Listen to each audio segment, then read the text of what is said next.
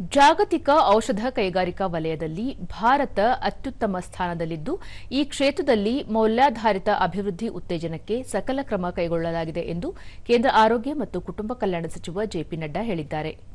ದೆಹಲಿಯಲ್ಲಿಂದು ಫಿಕ್ಕಿ ಆಯೋಜಿಸಿದ್ದ ಭಾರತ ಔಷಧ ಸಮಾವೇಶ 2026 ಕಾರ್ಯಕ್ರಮದಲ್ಲಿ ವಿಡಿಯೋ ಸಂದೇಶ ನೀಡಿದ ಅವರು, ಔಷಧ ಕೈಗಾರಿಕಾ ವಲಯದಲ್ಲಿ ನಾವೀನ್ಯತೆ, ಸಂಶೋಧನಾ ಸಾಮರ್ಥ್ಯ ಬಲಪಡಿಸಲು ಸರ್ಕಾರ ಬದ್ಧವಾಗಿದ್ದು, ಈ ನಿಟ್ಟಿನಲ್ಲಿ ಅಗತ್ಯ ನೀತಿ ರೂಪಿಸಲಾಗುತ್ತಿದೆ ಎಂದರು. ಪ್ರಧಾನಿ ನರೇಂದ್ರ ಮೋದಿ ನೇತೃತ್ವದಲ್ಲಿ ಭಾರತ ಜಾಗತಿಕ ಔಷಧ ತಯಾರಿಕೆಯ ಕೇಂದ್ರ ತಾಣವಾಗಿ ಹೊರಹೊಮ್ಮಿದ್ದು, ಔಷಧಿಗಳನ್ನು ಪೂರೈಸಲಾಗುತ್ತಿದೆ.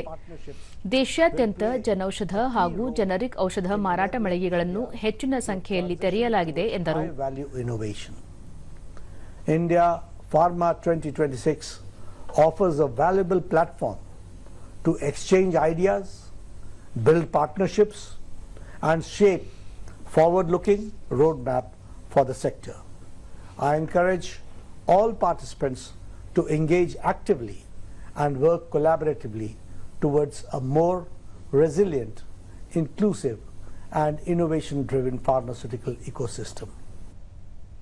ಆರೋಗ್ಯ ಮತ್ತು ಕುಟುಂಬ ಕಲ್ಯಾಣ ಖಾತೆ ರಾಜ್ಯ ಸಚಿವೆ ಅನುಪ್ರಿಯಾ ಪಟೇಲ್, ಜಾಗತಿಕ ಔಷಧ ಮಾರುಕಟ್ಟೆ ವಿಸ್ತರಣೆಯಾಗುತ್ತಿದ್ದು, 2030ರ ವೇಳೆಗೆ $75 ಶತಕೋಟಿ ಮೌಲ್ಯ ತಲುಪುವ ನಿರೀಕ್ಷೆಯಿದೆ.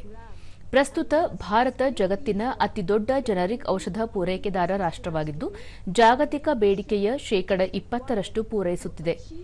ಇದಲ್ಲದೆ ಜಾಗತಿಕ ಒಟ್ಟು ಲಸಿಕೆ ಬೇಡಿಕೆಯ 70% ಪೂರೈಕೆ ಮಾಡುತ್ತಿದೆ ಎಂದರು. ಔಷಧ ವಲಯ ಪ್ರಸ್ತುತ ಪರಿವರ್ತನೆಯ ಹಾದಿಯಲ್ಲಿದ್ದು, ಈ ದಿಸೆಯಲ್ಲಿ ಭಾರತೀಯ ಔಷಧ ಕೈಗಾರಿಕೆ ಹಾಗೂ ಉದ್ದಿಮೆದಾರರಿಗೆ ಹೆಚ್ಚಿನ ಅವಕಾಶಗಳಿವೆ ಎಂದು ಹೇಳಿದರು.